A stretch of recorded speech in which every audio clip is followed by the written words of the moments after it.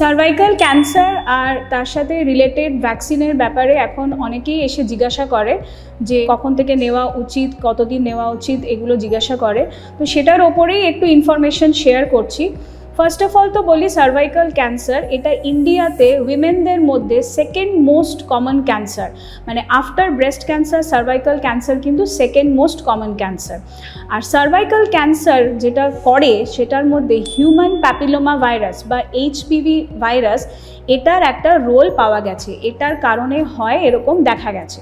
তো এই জন্য এর এগেনস্টে তৈরি হয়েছে সার্ভাইকাল ক্যান্সারের ভ্যাকসিন। সার্ভাইকাল ক্যান্সারের ভ্যাকসিন আগে বলা হতো আনম্যারিড ফিমেলদের দেওয়ার জন্য, মানে 9 to 18-19 ইয়ার্স অবধি দেওয়া হতো আর কি।